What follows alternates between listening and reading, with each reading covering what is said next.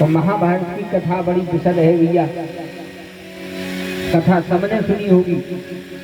तो महाभारत की कथा केवल सुनने का काम नहीं है, उस कथा को अपने जीवन में अनुसरण भी करो। महाभारत में विशेष करके यही था, कथा संपत्ति यही पे रही।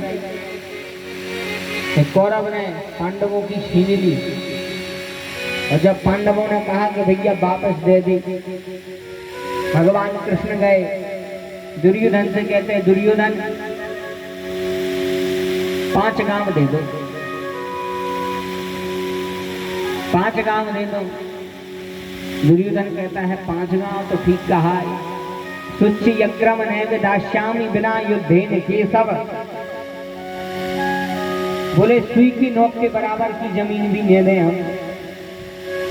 व्यक्ति मरा जाता है या जमीन हमारी, घर हमारा, कैसे पीठ पे बांध के ले जाने हो। आप तुम काम करो लेकिन वो चीज में आसक्ति तो न करो। काम करना बुरा नहीं है लेकिन वो अपन मान वो बुरा हो। एक हमने कलयुग की सत्य घटना पढ़ी, बिल्कुल सत्य घटना है, लखनऊ तरफ की। गीता प्रेस गोरखपुर का अंक आता है, उस अंक में हमने एक दिन पढ़ा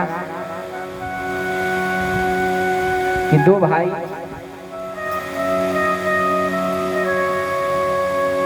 और उनकी संतान जब अपने अपने काम करने लगी तो बड़ा भाई शहर में रहने चला गया, छोटे भैया गांव ही में रहने लगे।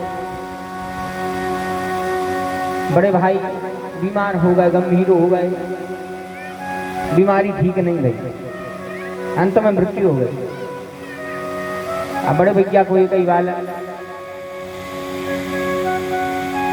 दोनों के बीच में जमीन बट गई। लेकिन हल्के भैया ने, यानी जिनके पिताजी गुजर गए थे, उसके चाचा ने, यह तो बेचारा शहर में नौकरी करने लगा, इन्हें नकली दस्तावेज बनवाए, नकली हस्ताक्षर करवाए और अपने बड़े भैया की पूरी जमीन हाथ में, पूरी जमीन ले ली। बिल्कुल सत्य घटना है। अब जब भतीजे को पता चलो तो चाचा ने पूरी जमीन लिखवा ली। अब वो भी लगी कि बता, हमें पिताजी की एक ही नाम ना तो बची थी, भाभी इन चाचा जी ने हक में पूरी खींच ली। वो फिर अपने गांव का वापस, जैसे ही गांव में पहुंचो तो चाचा ने सीधी मुंह बात न कर, सब जने मेरे को लड़ाई करने घूमे। तो जरूरी नहीं कि हर काम क्रोध में बने, कुछ काम बड़े शांति से कर लिया करो। जरूरी नहीं कि हर काम में आप क्रोधित हो, हर काम व्यग्रता से हो।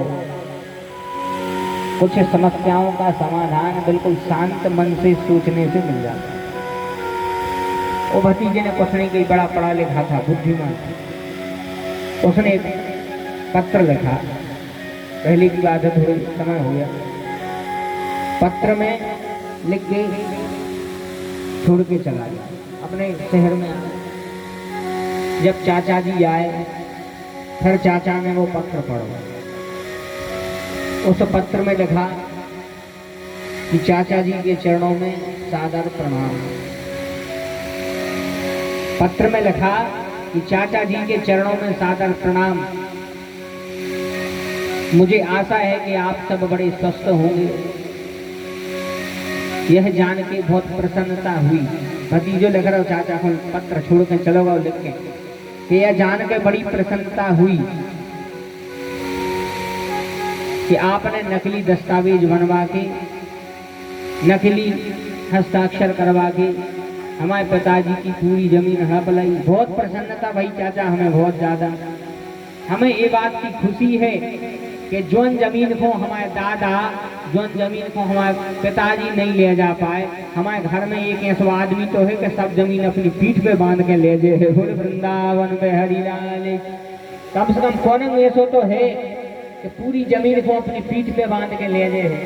वही हो आप, जब आप जे हो तो पूरी जमीन को पीठ पे बांध के ले जाओ, जब तो तुमने नकली करवा। जब वो चाचा ने पड़ी, नेत्रों से तरता आंसू निकल पड़े, उसी समय फोन लगाया, बेटा क्षमा करो हमें। बस यही है महाभारत की कथा का सार, कि हम वस्तु को अपना समझ रहे हैं कि हमा जहां अपने हक का भी अपना हक मिल जाए, उसके बाद भी मन हो कि हमें जो और मिल जाए बगलवारी को। कोई जानियो को होता है महाभारत होने अपना तो मिल ही जाए, मेरा तो मेरा है और तेरा भी मेरा है। जहाँ जागृति आ जाए हमारा तो मिलेगा, तुम्हारा और मिल जाता, वो तो फिर महाभारत होत है। और जहाँ महाभारत होती है वहाँ विनाश निश्चित है, और जहाँ अपना हक दूसरों को देने का मन हो जाए वहां फिर महाभारत नहीं, वहां होता है रामचरितमानस। राम जी कह रहे हैं भरत प्राण प्रिय पावहि राजू, और धन्य है भरत। भरत जी कह रहे हैं संपत्ति सब रघुपति के आए। यह है प्रेम भाइयों भाइयों में, यही है महाभारत का सार। भगवान ने भाई भाई का रिश्ता क्यों बनाया? बोले रिश्ता इसलिए बनाया ताकि समय आने पर विपत्ति बांट सके। विपत्ति तो बट नहीं रही, मनो संपत्ति ऐसी बट रही है कि अगर एक कोपर भी हुई दो घों भी याद ढूंढ ले। विपत्ति नहीं बट रही, संपत्ति अच्छी बट रही। बड़ी विडंबना है भैया। महाभारत की बड़ी विशद कथा है। 18 दिन तक युद्ध चला। 10 दिन सेनापति बने भीष्म, 5 दिन बने गुरुवर द्रोणाचार्य, 2.5 दिन सेनापति बने महारथी कर्ण, और आधे दिन सेनापति बने महाराज शल्य। आधे दिन में इनका अवसान हो गया था। महाभारत का युद्ध 18 दिन चला। दुर्योधन भाग गया, भाग करके जल में छिपा। जैसे ही जल में जाके छिपा, पांडवों ने इसको ढूंढा, जल से बाहर निकाला।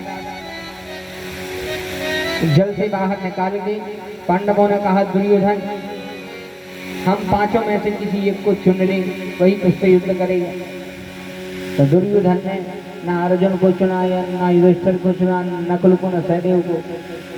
दुर्योधन कहते हमारी चक्कर को अगर है तो ये कहीं भीमसेन। भीमसेन के साथ में युद्ध हुआ। यदा मृधे कौरवः सृञ्जयानां वीरोऽश्वत्थे वीरगतिं गतेषु मृकोदरायत गदाभिमर्शे भगनोरुदण्डे धृतराष्ट्रपुत्रे। दुर्योधन भीम का युद्ध हुआ। भीम ने ऐसी जंगा पर दुर्योधन को प्रहार किया, दुर्योधन को विदीर्ण कर दिया, घायल कर दिया। घायल अवस्था में दुर्योधन हमारा हो गया, पांडव छोड़ के चले गए। उसी समय अश्वत्थामा कृपाचार्य कृतवर्मा आए। दुर्योधन की हालत देख करके कहते हैं मित्र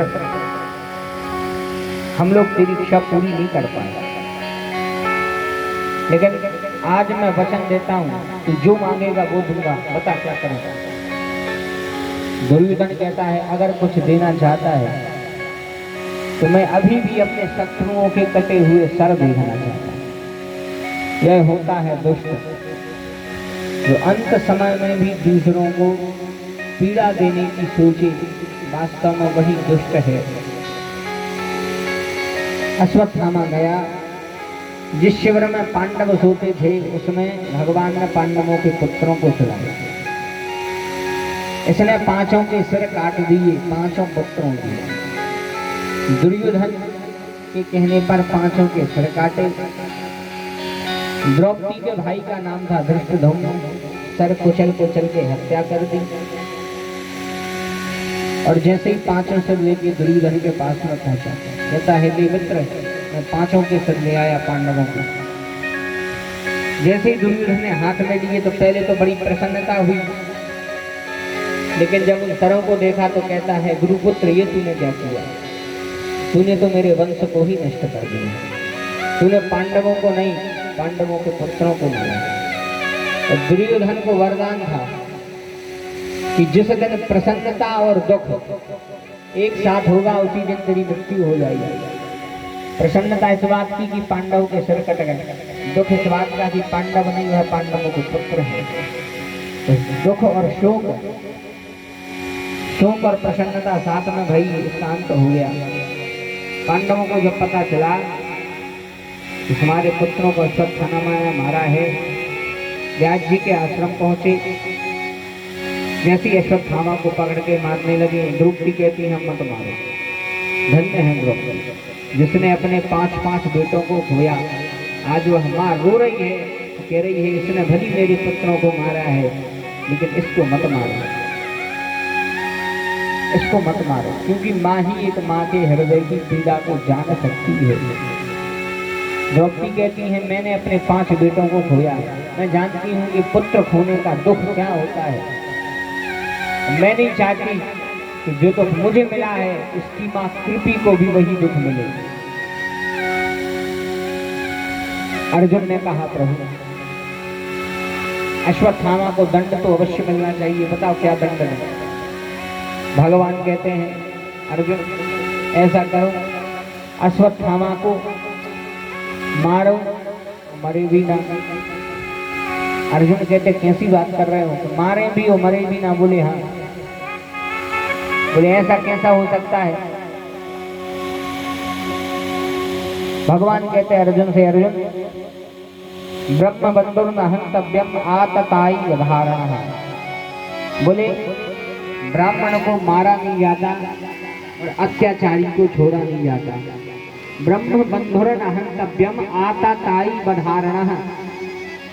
अत्याचारी को छोड़ा नहीं जाता, ब्राह्मण को मारा नहीं जाता, ब्राह्मण को मृत्यु दंड नहीं दिया जाता। फिर बोले ब्राह्मण का तो अपमान किया जाता है।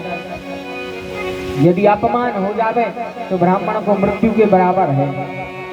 अश्वत्थामा का अपमान करके छोड़ दो। दुर्योधन ने तो इसको फंसा दिया था। पांडवों ने इसके माथे की मणि खींच ली, जिससे इसको भूख प्यास नहीं लगती थी। भगवान ने श्राप दिया, जा तेरी कभी मुक्ति नहीं होगी। क्रोध में आकर के अश्वत्थामा ने ब्रह्मास्त्र चलाया, अर्जुन ने भी चलाया। भगवान कहते अर्जुन तुम अपना ब्रह्मास्त्र वापस ले।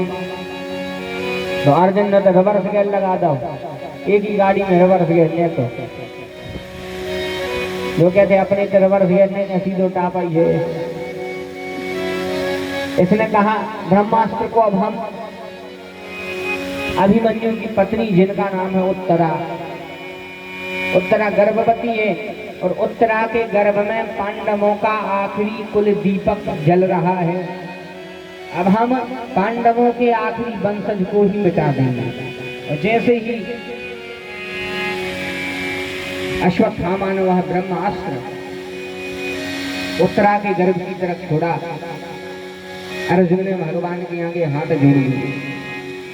अर्जुन कहते हैं प्रभु मैं जानता हूँ आपके होते हुए मेरी पुत्र वधू को कुछ नहीं हो सकता। धन्य है जिसकी रक्षा भगवान करें, उसको कोई मार नहीं सकता है।